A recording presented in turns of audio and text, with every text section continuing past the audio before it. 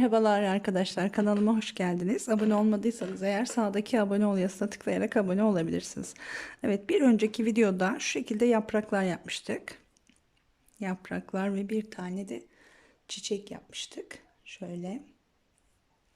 Şimdi bunun alt zemini için yuvarlak bir parça öreceğimi söylemiştim. Onu yapalım.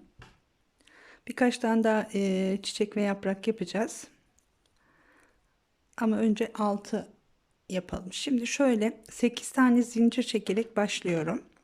1 2 3 4 5 6 7 8 tane zincir çekiyorum. Bu arada yaprakları ve çiçekleri yaptığım Piernat Violet diye bir marka. Bunu yaprakları 10 numara 1,10 milimetrelik bir tığla ördüm. Şu tığla. Evet, netleştiremedim. Her neyse 1,10 milimetre olacak.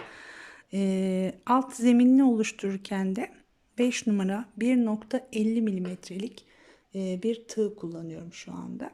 Alt zemini bu tığla yapıyorum. Şimdi kaç dedik? 1 2 3 4 5 6 7 8 tane zincir çekiyorum. İlk zincire batarak bir yuvarlak elde ediyoruz. Sonra 3 tane zincir çekiyoruz. Bu birinci trabzanımız. Tığı bir kez doluyorum ve halkanın içine batarak önce bir ilmek, sonra 2, sonra tekrar 2 alarak 3 de çıkıyorum. Tekrar doladım ve üçüncü trabzanı yaptım. Bu şekilde 20 tane trabzan yapıyoruz arkadaşlar.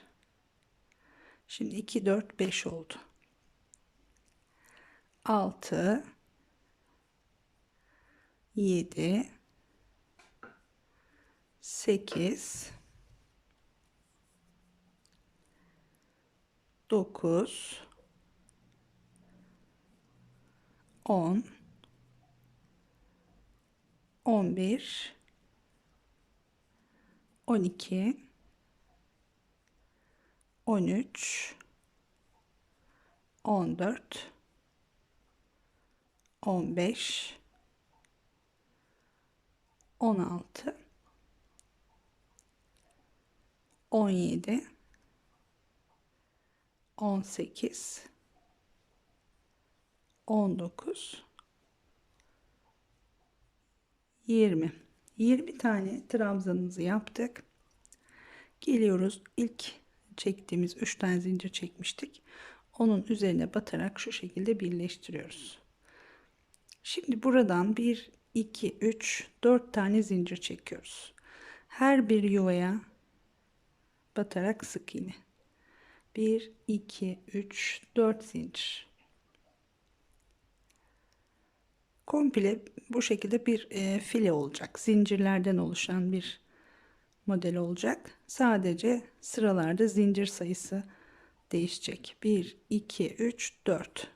Her boşluğa batıyoruz. 1 2 3 4. 1 2 3 4. Her boşluğa derken her trabzan yuvasının üzerine, her bir trabzanın üzerine bir sık iğne yaparak bu şekilde boşluklar oluşturuyorum. 4 tane zincir çekiyorum. 1 2 3 4. 1 2 3 4.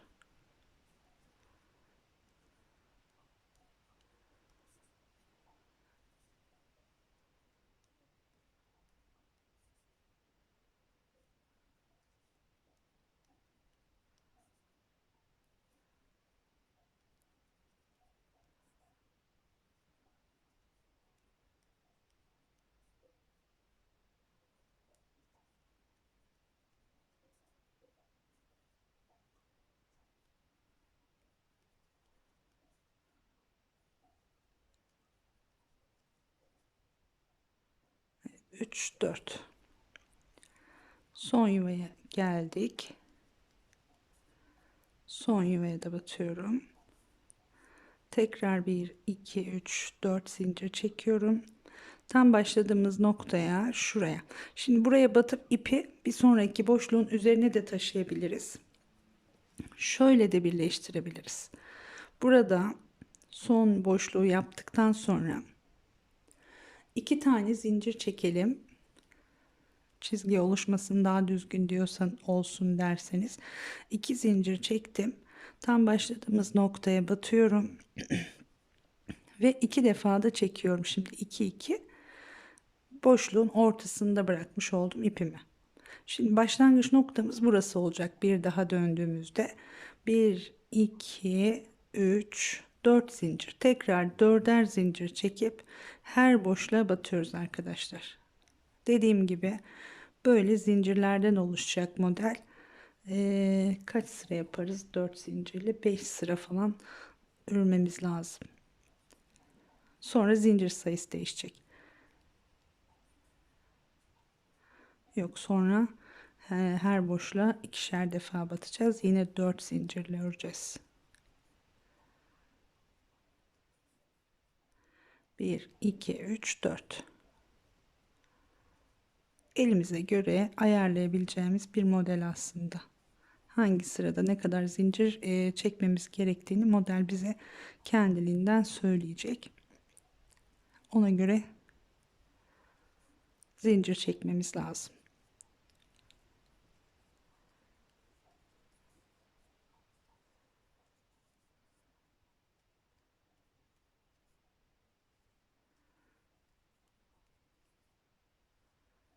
Evet, her boşluğa batarak ilerliyorum şimdi.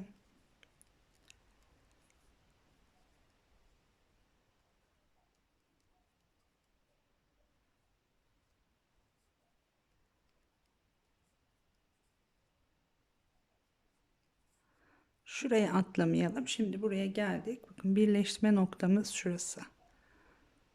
Tığ başını dolayıp trabzan yapar gibi yapmıştık. Şimdi yine 2 doladım. Pardon, 2 niye doluyorum? 1 doladım. Tam bu noktaya batıyorum. Yine 2 defa da çıkıyorum. Zincir sayımız 2 olduğu için hep bu şekilde. Bir sonraki sırada birleştirme noktamız bu trabzanın, ikili trabzan yapıyoruz buraya. Bu trabzanın üzeri olacak. Şöyle baktığımızda zaten model bize şimdi tekrar 4 zincirle dolanmamız gerektiğini söylüyor. 1 2 3 4, yine 4'er zincir çekiyoruz. 1 2 3 4, her boşluğa batarak devam ediyoruz. Şimdi tamamlayalım burayı arkadaşlar. Şöyle gelelim başlangıç noktasına. Bir üst sıraya bakalım. Evet, bir sıra daha dolandım. Yine şurayı birlikte birleştirelim. 2 tane zincir çektim. Bir kez doladım. Burada trabzanın tepesine batıyorum. 1 2 diyorum ve boşluğun ortasında kaldım yine.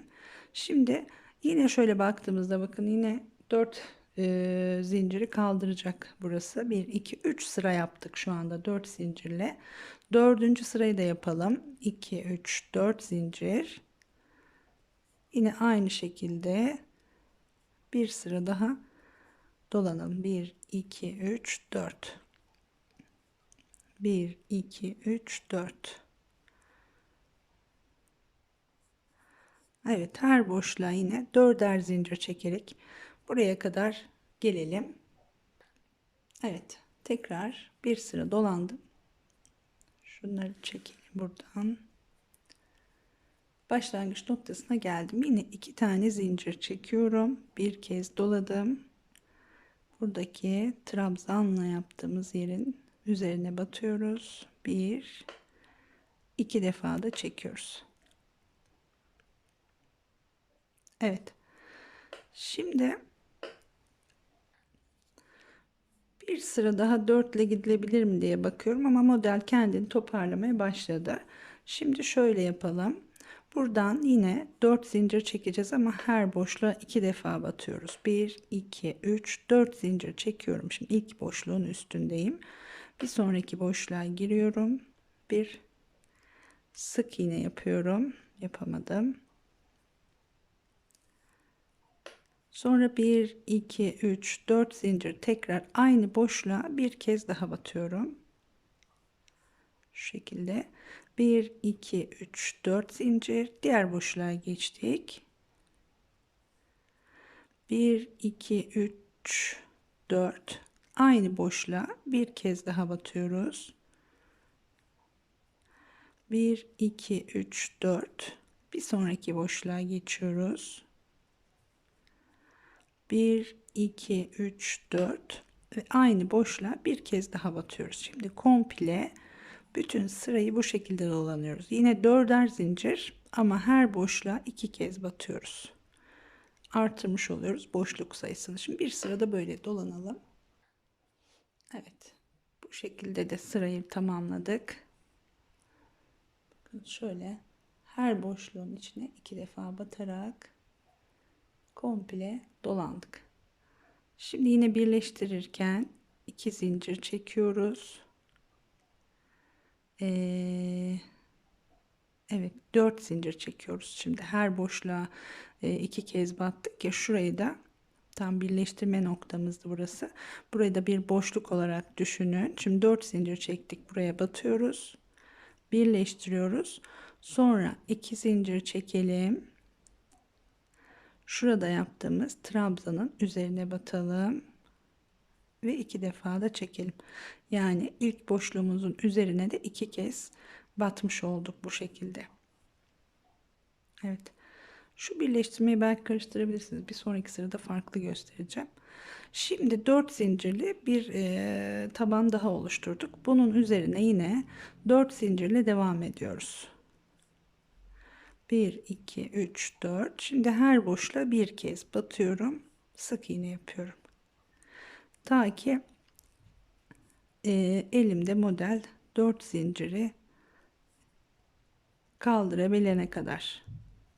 Çünkü bir yerde bu şekilde kaldırmayacak ve gerdirmeye başlayacak. Bakın şimdi hafiften marullanma var. Bu marullanma kaybolacak. Biz 4 zincirle örmeye devam ettiğimiz sürece. 4'er zincir çekip her boşluğa sık iğne ile girelim. Her boşluğa bir tane batıyoruz. Şimdi bu şekilde arkadaşlar kaç sıra yapalım? Önce bir 3 sıra yapalım. Şu birleştirmede tekrar göstereceğim.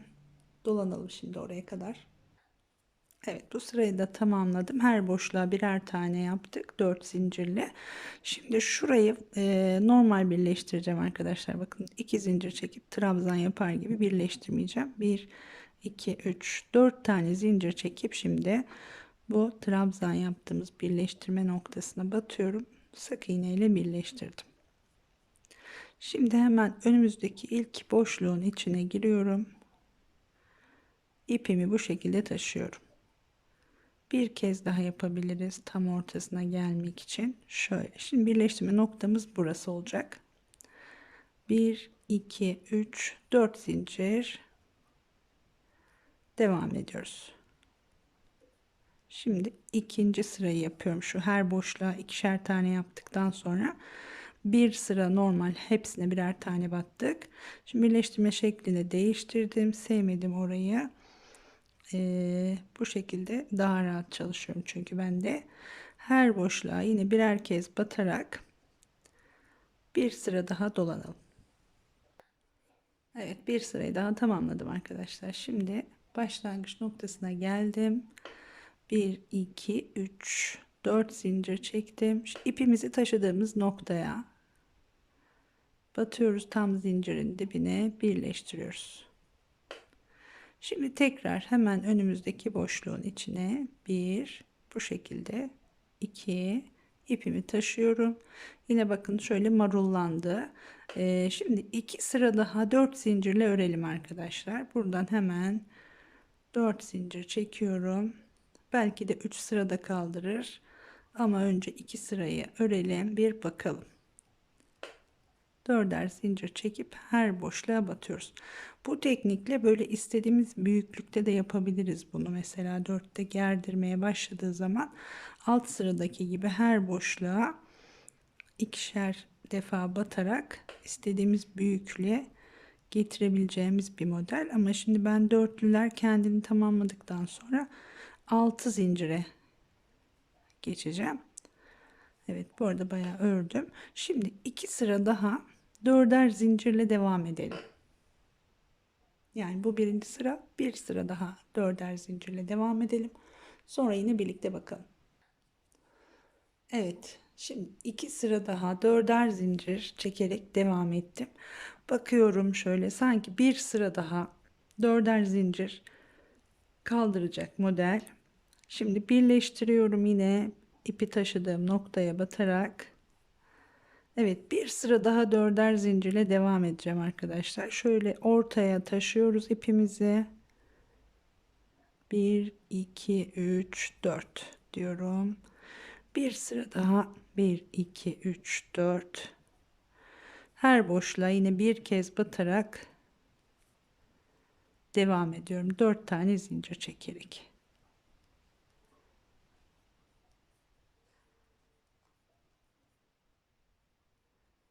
Evet, bir sıra daha dolanalım.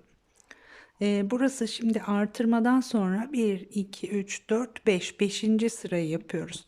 Artırma dediğim yer her boşluğa 2 kez battığımız sıramız. O sırayı saymıyorum. Onun üzerindeki sıralar 1 2 3 4 5. Şimdi yaptığımız sıra 5. sıra. Yine 4 zincir çekerek başlangıç noktasına kadar gelelim. Şöyle baktığımızda evet, bir sıra daha 4'er zinciri kaldıracak.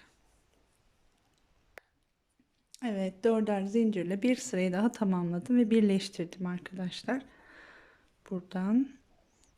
Şimdi buraya kadar 4 zincirle büyüttük. Arada bir yerde artırdık. Şimdi buradan yine ipimizi ilk boşluğun içine şu şekilde taşıyalım. Ortaya geldik. 6 zincir çekiyoruz şimdi. 1 2 3 4 5 6. Yine her boşluğa sık iğne. 1 2 3 4 5 6. Bu şekilde dolanacağız. 1 2 3 4 5 6. 1 2 3 4 5 6. Her boşluğa batıp bir sık iğne yapıyorum. Evet, 6 zincirle gelelim şimdi başlangıç noktasına kadar. Evet, 6 zincirle bir sıra dolandık. Şimdi başlangıç noktasına geldim. Yine birleştiriyoruz. İpi taşıdığımız noktaya batıyorum, birleştiriyorum. Şimdi tekrar bir sıra daha 6 zincirle dolanacağız. Yine ipimizi hemen sıradaki boşluğun içine girerek bu şekilde ortaya taşıyorum. Ve 1 2 3 4 5 6 zincir. Şimdi taşırken şurada bir zincir daha çekmiş oluyorum. Aslında burası 7 zincir oluyor arkadaşlar. Şöyle yine her boşluğa 1 2 3 4 5 6. 1 2 3 4 5 6.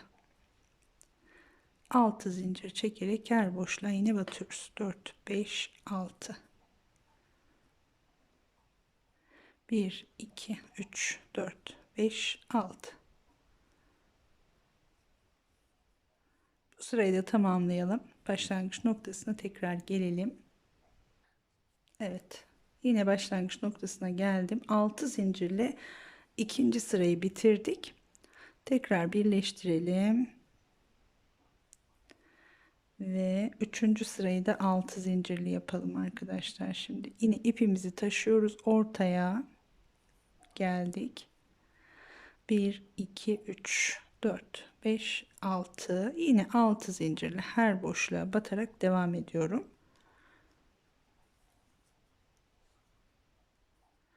1 2 3 4 5 6.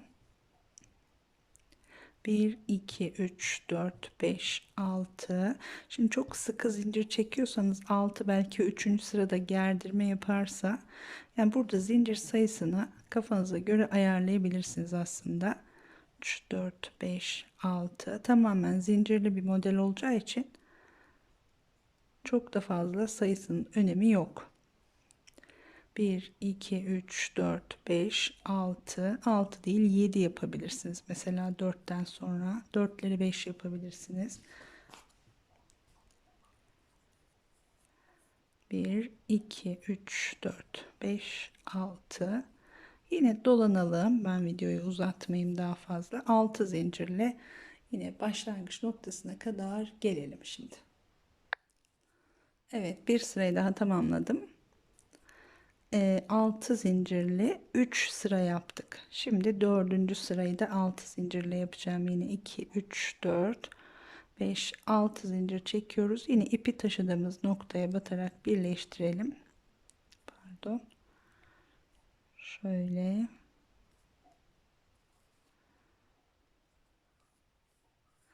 Evet, bir sıra daha 6 zinciri kaldıracak. İpimizi yine ortaya taşıyoruz. Geldik. 1, 2, 3, 4, 5, 6. Bir sıra daha. Dördüncü sırayı yani. 1, 2, 3. Evet, dördüncü sırayı da 6 zincirli yapıyorum. 1, 2, 3, 4, 5, 6. Yine her boşluğa birer sık iğne. Evet, bu sırayı da bitirelim. Yine başlangıç noktasına kadar gelelim. Evet, bir sırayı daha tamamladım. Şimdi 1, 2, 3, 4. 4 sıra 6 zincirle ördük arkadaşlar. Şimdi birleştirelim. Yine ipi taşıdığımız noktaya geliyoruz. Ve birleştiriyoruz. Evet, tekrar önümüzdeki boşluğun içine ipimizi taşıyoruz. 1, 2 defa da ortaya geldim. Evet, artık 8 zincir çekeceğiz. 1, 2, 3, 4, 5, 6, 7, 8. Yine her boşluğa altılı da artırma yapmadım. Şimdi bunu çok büyük yapmayacağım ben, yuvarlığı. Daha büyük yapmak isterseniz mesela altılıda da aynı dörtlüde yaptığımız gibi artırma yapabilirsiniz. Yine 6'şer zincir çekerek her boşluğa 2 defa batarak 3-5 sıra daha 6 zincirle dolanabilirsiniz. Sonra 8'e geçebilirsiniz daha büyük yapmak için. Şimdi 8 zincir çekelim. 2, 3, 4, 5, 6, 7, 8. Birkaç sırada 8 zincirle devam edip bitireceğim. 2, 3, 4, 5, 6, 7, 8. Herhangi bir değişiklik yok. Sadece zincir sayısı 3, 4, 5, 6, 7, 8. Zincir sayısı 8 olacak. 1, 2, 3, 4, 5, 6, 7, 8. Şimdi 3 sıra dolanalım arkadaşlar. 3 sıra sonra tekrar bakalım. 8 zincir çekerek aynı şekilde birleştiriyoruz ve 3 sıra 8 zincirle dolanıyoruz. Evet arkadaşlar, şimdi 3 sıra dedim ama 4 sıra yaptım. 8 zincirle 1, 2, 3, 4 sıra tamamladım. Şimdi bundan sonrasını devam etmeyeceğim. Ama siz isterseniz daha da büyütebilirsiniz dediğim şekillerde. Şimdi son sıraya sık iğne gidiyoruz. Şu şekilde birleştirdim. İsterseniz dümdüz sık iğne gidebilirsiniz. İsterseniz ucuna pipirik yapabilirsiniz.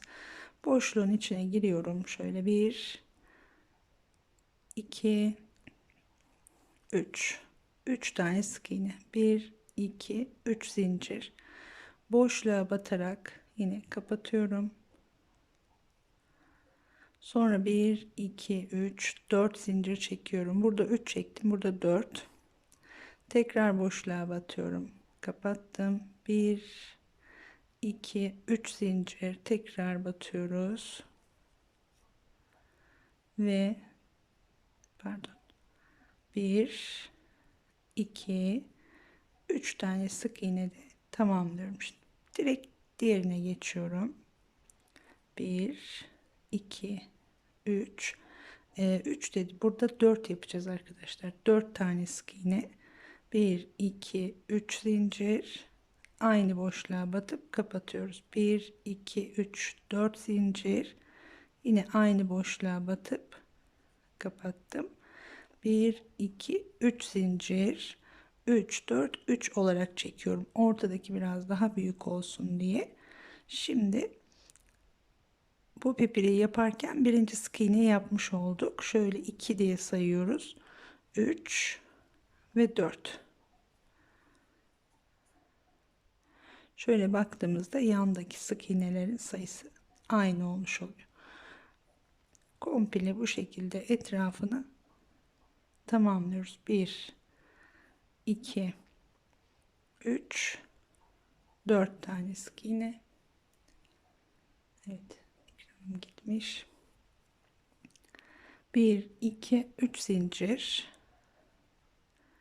Boşluğa battık, kapattık. 1, 2, 3, 4 zincir. Tekrar boşluğa batıp sık iğne ile birleştiriyorum. 1, 2, 3. Tekrar batıyorum.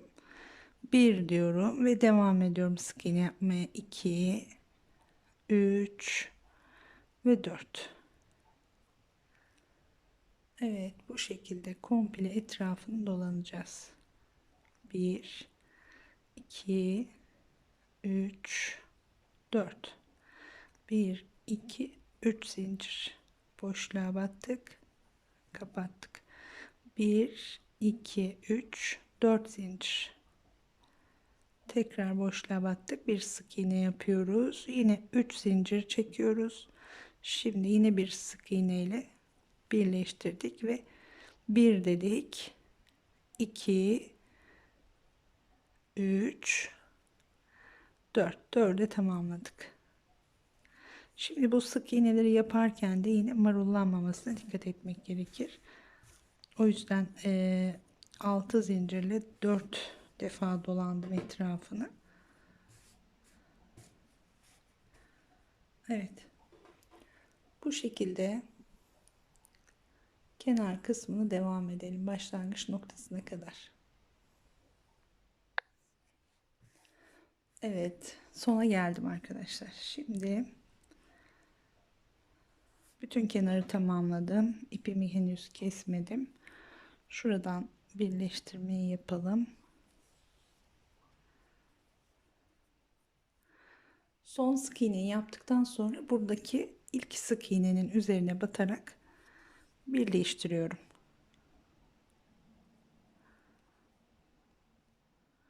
Bir tane de zincir çekelim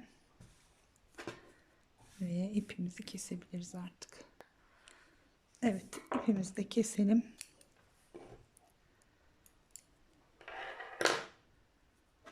Modelin arkasını, ters tarafını yani çevirerek fazla ipimizi şu şekilde yürütüyoruz.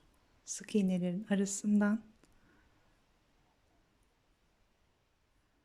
bir tane de zincir yapalım.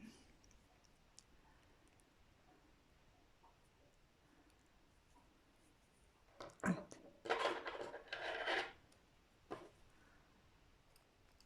Şimdi tamamını kesebiliriz.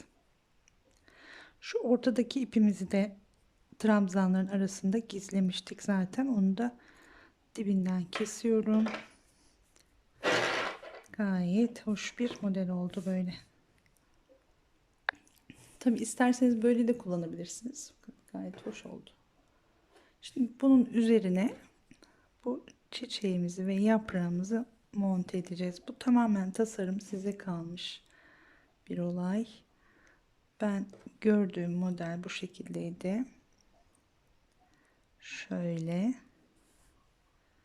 Diğer yaprağımız da şu şekilde.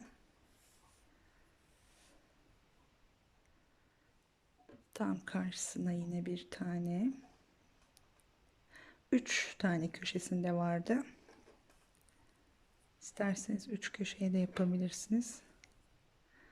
İsterseniz şöyle 2 köşeye de yapabilirsiniz. Bunları buraya dikeceğiz tabii ki. Tam yerlerini belirledikten sonra.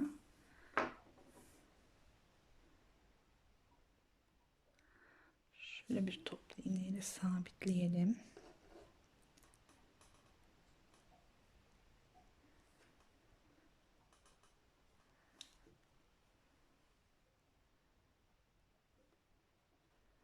Bunu da buraya sabitleyelim.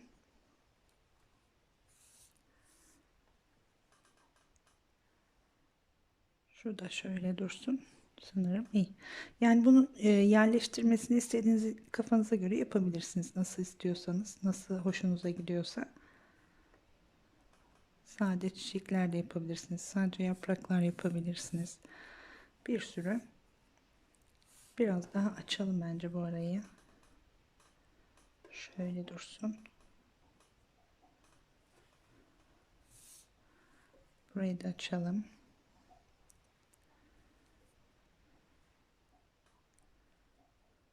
Evet. Şimdi tam karşısında aynı şekilde yapıyoruz ve komple dikmenize gerek yok. Şöyle birkaç yerden tutturmak yeterli olur.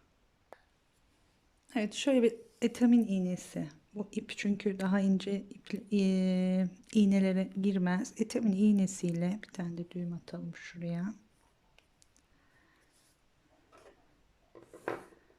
Evet, elinizde daha rahat dikebilirsiniz. Şimdi kamera altında biraz zorlanıyorum.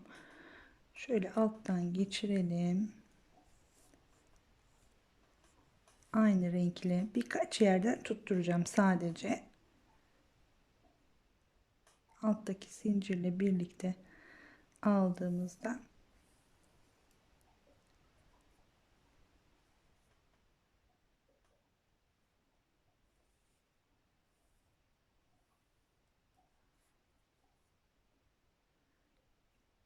gayet güzel olacak.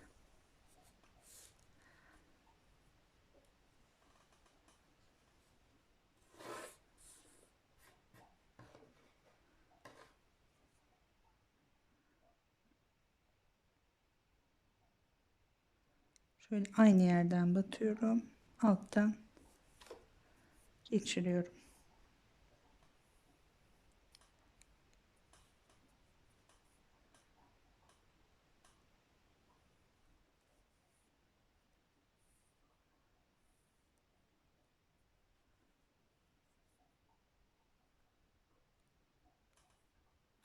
Şu iğnemizi çıkartalım.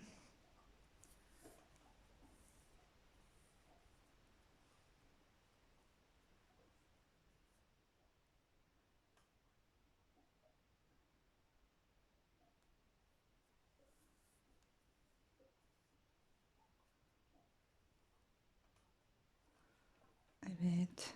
Diğerlerini iğnelememiştim. Döküldüler. Şöyle gayet sağlam oluyor bakın.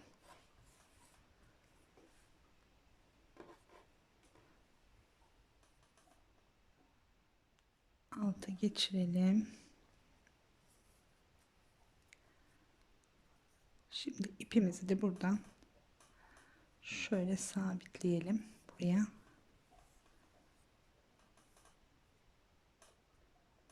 Tamamını keselim. Evet, bu şekilde yaprakları ve çiçeğimizi buraya sabitleyeceğiz. Kendi ipiyle. Bakın şu durdu. Güzel. Şimdi ben diğerlerini de dikiyorum.